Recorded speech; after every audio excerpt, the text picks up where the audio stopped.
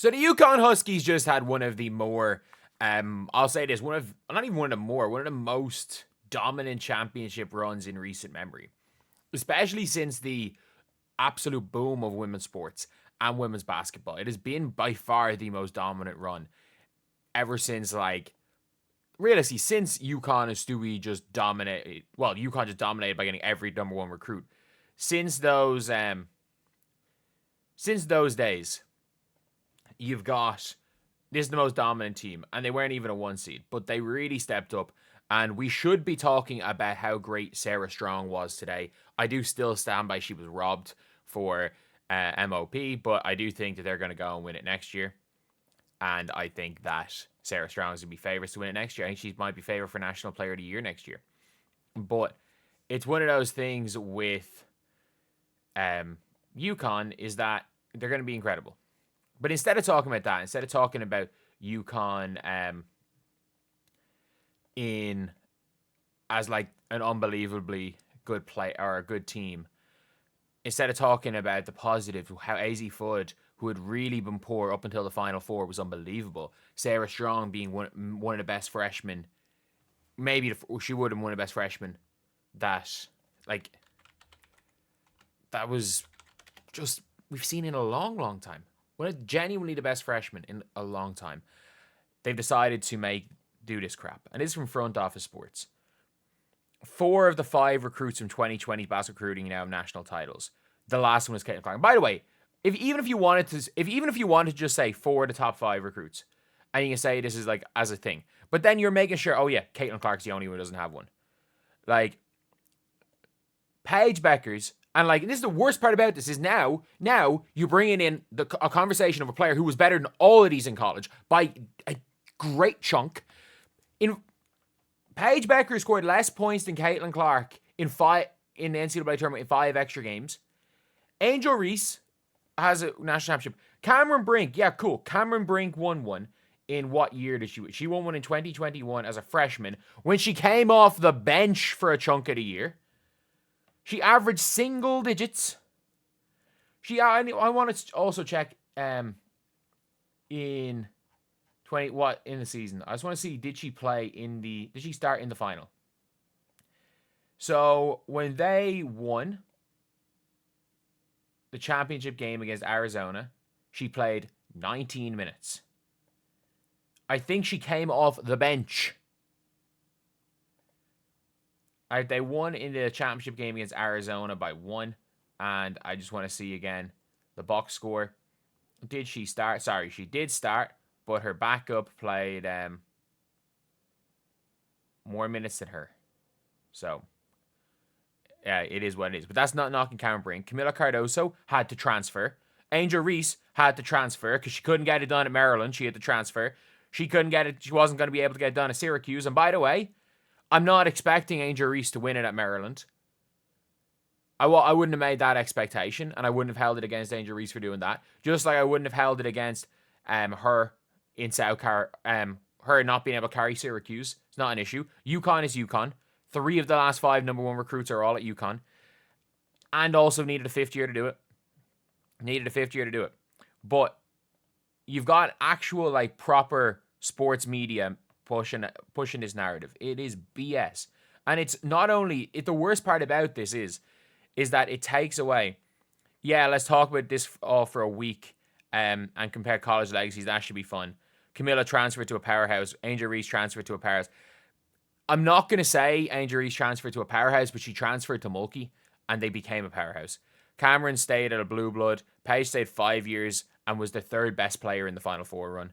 Like, I'm sorry, if let's say after 2022, when Caitlin Clark had her unbelievable 2 years, and Caitlin Clark decided to replace Paige Bueckers at UConn, and I'm sorry, Paige Bueckers, even at UConn, with the team that they had in 2023, say not Paige Bueckers, Caitlin Clark, she would have been able to do her own thing because of how weak that team was. She would have been able to have done her own thing. That's a team that lost in Sweet 16. And I'm sorry, if you give Caitlin Clark, Aaliyah Edwards, Lou Lopez Seneschal, Dorka Juhas, they are walking the championship. Caitlin Clark, Aaliyah Edwards, Lou Lopez Seneschal, and Dorka Juhas, Nika Mule. Who else was on that 2023 UConn team? And then, as well as that, you've got... Where is it? I just need to find the previous one.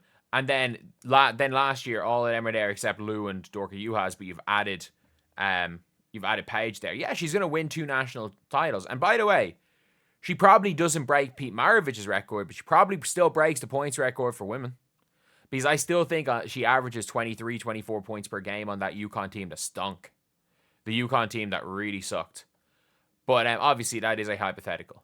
That is just a hypothetical situation. But would that make her legacy greater? No. No.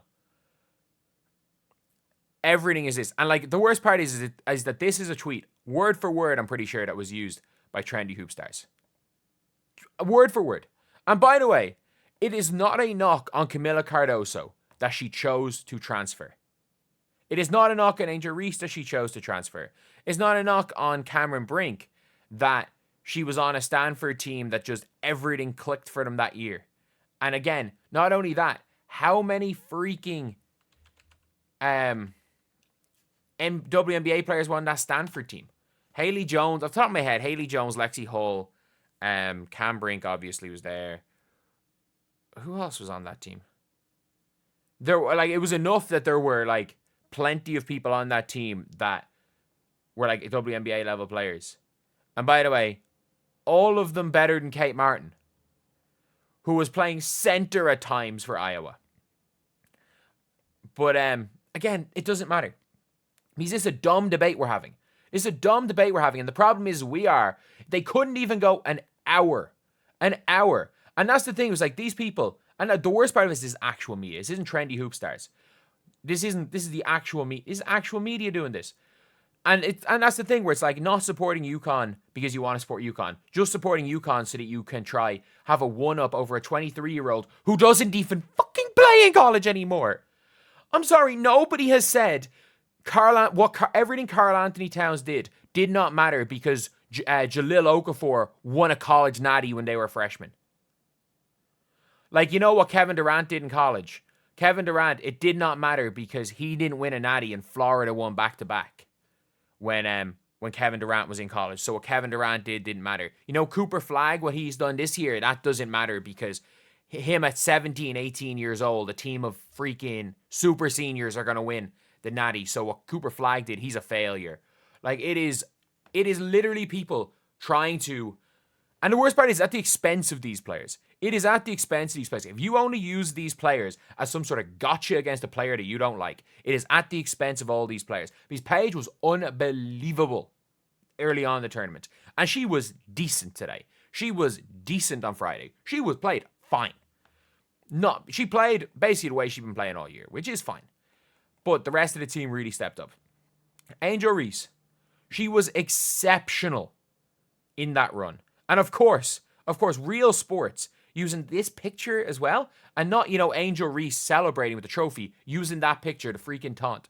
And imagine doing this. And by the way, if this is a freaking... there are tabloid like freaking newspaper media and stuff. And that's the thing. And even still, like, you've got Angel Reese. And I don't even mind this tweet. 2020 class has done so many special things for the game. And that is a fact. That is a fact. And this is not, by the way, and I remember I tweeted out something. I tweeted out a quote tweet and basically about them all transferring. And it was this, I just screenshot this tweet right here.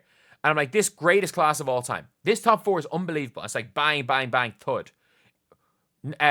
Ring, ring, ring. All-time leading scorer, ring.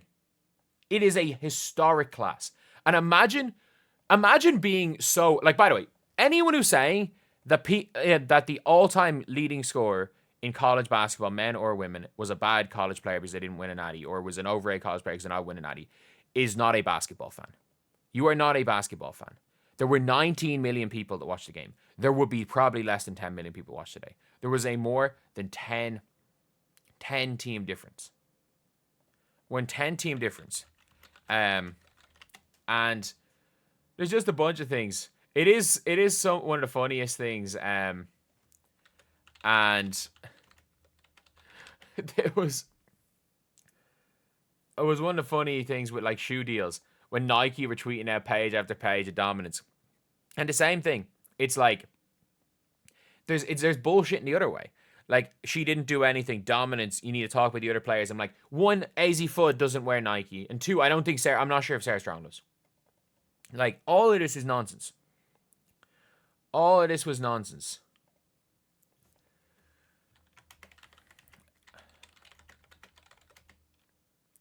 But yeah, it's ridiculous. It's just ridiculous. And by the way, congratulations to UConn.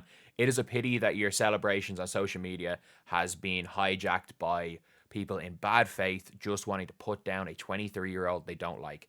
Congrats to UConn. Congrats to Gino. Congrats to Sarah Strong. Congrats to AZ Fudd. Congrats to Paige. Congrats to this entire team. KK Arnold was there today. It is annoying. It's never going to be taken away from you. Obviously, it's your night. You're not going to deal with social media. It is just a pity that your big day is being taken away by brain dead people online.